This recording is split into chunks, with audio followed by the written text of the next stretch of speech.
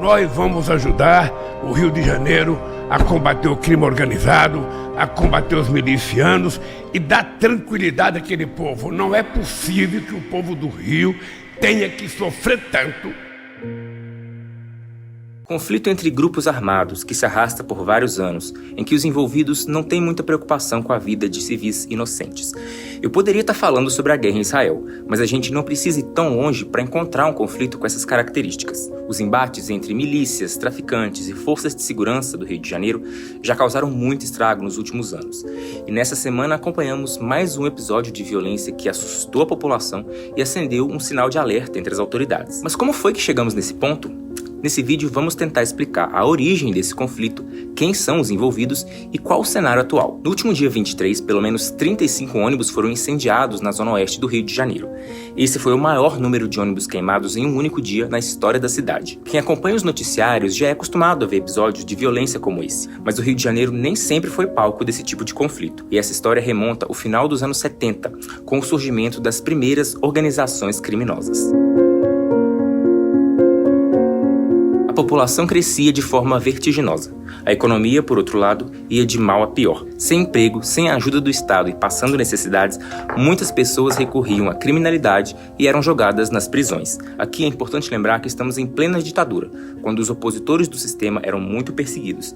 Então, quando os criminosos comuns chegavam nos presídios, quem eles encontravam? Os presos políticos, que muitas vezes eram guerrilheiros e dominavam técnicas e estratégias de combate. Não demorou até que os criminosos absorvessem esse conhecimento e resolvessem aplicar numa outra área, o tráfico de drogas, que se mostrava um negócio cada vez mais lucrativo devido ao aumento do consumo. Foi assim que nasceu o chamado Comando Vermelho, uma das maiores organizações criminosas da história do Brasil. As facções logo saíram dos presídios e chegaram nas comunidades, lugares propícios para elas exercerem influência, já que as forças policiais quase não atuavam. O crime organizado impunha respeito por meio da força, já que a natureza da atividade que eles realizavam, o tráfico de drogas, exigia que estivessem sempre fortemente armados. Nas comunidades, eles cobravam taxas e controlavam o acesso a serviços básicos, como água, energia e TV a cabo. As facções foram crescendo cada vez mais e, naturalmente, houve disputas internas.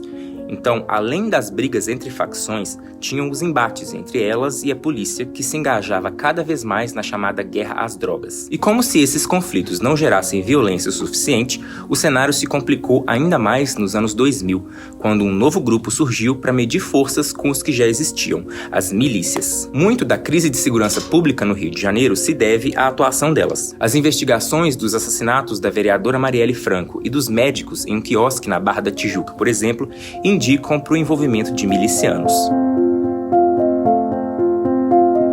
A história das milícias começa com ex-militares e policiais corruptos, que se uniram para supostamente proteger a comunidade da opressão dos traficantes. No início, eles tinham até popularidade, eram vistos como heróis que faziam justiça com as próprias mãos, enquanto o Estado se omitia. Mas logo as milícias se tornaram um problema, já que começaram a se espelhar no crime organizado e copiar aquele modelo de atuação, com cobrança de taxas, controle do acesso a serviços e principalmente o uso de violência para legitimar o seu poder. Apesar de terem nascido com esse pretexto de combater os traficantes, a expansão das milícias se deu em áreas novas, que não eram dominadas por grupos criminosos anteriormente. As milícias cresceram e mudaram bastante de cara.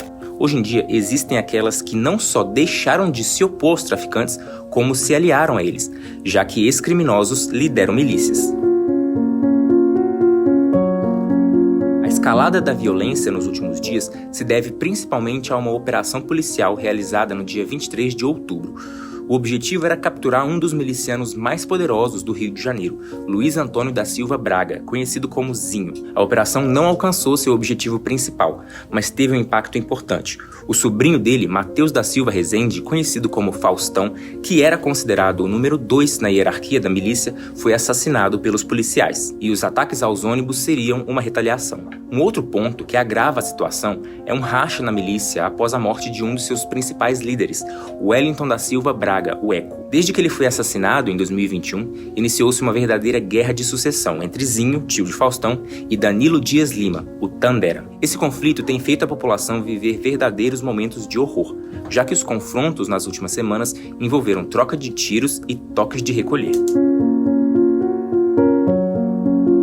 governador do Rio de Janeiro, Cláudio Castro, afirmou que 12 pessoas foram presas por ações terroristas depois dos incêndios nos ônibus. O ministro da Justiça e Segurança Pública, Flávio Dino, enviou a Força Nacional de Segurança Pública e a Polícia Federal para auxiliar as forças locais. O presidente Lula negou a possibilidade de intervenção federal no Rio por querer preservar as autoridades estaduais e municipais, mas prometeu enviar a Aeronáutica e a Marinha para atuar nos portos e aeroportos. Essas são mais algumas em meio a tantas outras tentativas de controlar a situação e evitar que o conflito se torne uma verdadeira guerra.